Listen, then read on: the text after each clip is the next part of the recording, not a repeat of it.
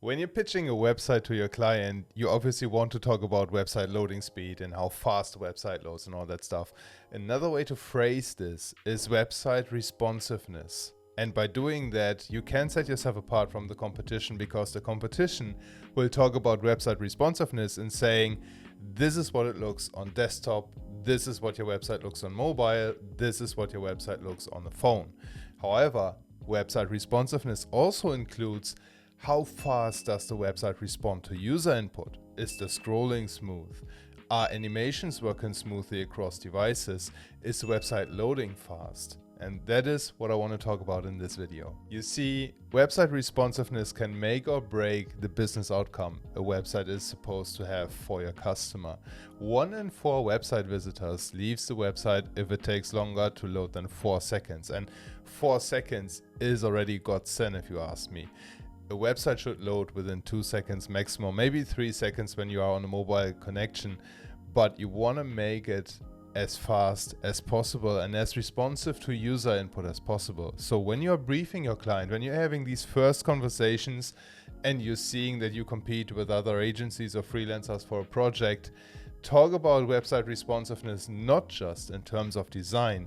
Talk about website responsiveness in terms of this is how fast it should respond to user input, this is how fast it should load, and then share some numbers like the one I just mentioned, that 1 in 4 visitors will drop the website, or that a 1 second delay reduces visitor satisfaction by over 16%, or that 64% of shoppers who are dissatisfied with the website's performance will shop somewhere else and they'll never come back. And we'll drop all those links to the resources in the video comments, of course, so that you can refer to them for yourself and you can review all the statistics for yourself. But in short, website responsiveness is more important than ever. And even though we have 5G being rolled out across the globe, and even though all the connections become faster and faster, guess what? All the themes for WordPress become more bloated as well. And all the tools that we have for creating split tests, for creating heat maps, for collecting data and stuff like that, they become more bloated as well. And I've seen website projects that I took over for maintenance where clients or the former freelancer, they installed sometimes 60 or 70 active plugins on a website. You can only imagine how slow those websites were. And of course, you're not going to do this because you know about the importance of website responsiveness and fast loading times, but I just wanted to make sure that just because you know this doesn't mean the client knows that you know it. So you need to spell this out in detail. Hey, I am Jan Koch, I'm the CEO of Virtual Summit Mastery, and for Virtual Summits, of course, you need to have fast loading websites as well. And in this video, I want to break down how you can use the term website responsiveness to win projects and how you build faster websites as well. So how do you win the project? How do you sell based on fast loading times and building a website that responds quickly to user input? You tell the client that the website you build responds in a snap to the user input so that the users on the website are not left waiting. For example, one project we recently had was a custom build for a search engine for restaurants in a tourism office. And they knew that the search engine has to be snappy and has to be loading quickly and has to respond to user input for all the search filters and stuff like that really, really fast. And that is why we won the pitch actually, because we made sure that the client understood we valued a good user experience. And we didn't want people to leave just because the search engine was slow.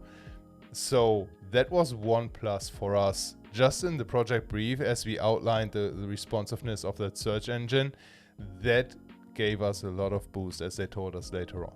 Additionally, of course, a slow website brings down the entire SEO ranking of the website, because Google knows that website visitors don't like slow websites. So when you rank in Google because you've done good SEO and then the website becomes slower, Google notices that. They see the metrics like the bounce rate increase, they see the time on page decrease.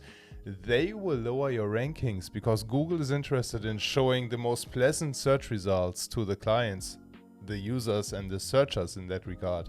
And a slow loading website is not a pleasant search result. And as a result of that, if people leave the website, if people don't even come to the website at some point, the website doesn't earn and it doesn't bring a business outcome for your client, which of course in return means if you tell them you focus on a fast loading website, you focus on a responsive website, that means you understand the importance of the business outcome. That means that your client knows you have their best interest in mind. You don't have your best interest in mind. Of course, you want to win the project. Of course, we all are in this to make money. But in the end, you win the project when the client understands you build a website that loads as fast as possible. And if that means you team up with the right web host like Cloudways, that's brilliant. If that means you use this plugin instead of that plugin, that's amazing. The client doesn't care so much about the details as they care about the fundamentals, and they want to know that you care about building fast websites. And lastly, and this is something that's often overlooked, but it's something that the client will realize as soon as you drop this, a slow website will hurt your client's brand reputation, whereas a fast loading website will not increase it. That's the kicker. A slow website hurts the reputation. Fast websites are taken for granted these days. Fast websites don't increase the brand reputation for a client. Fast websites make people on the website go, yeah, okay, it's fast, it's nice, I like it. But they don't think it as extraordinary. When you go to a fast loading website, you appreciate that it's fast, but it's not leaving a lasting impression. You're not saying, wow, website ABC was so snappy, I'm going to visit that again.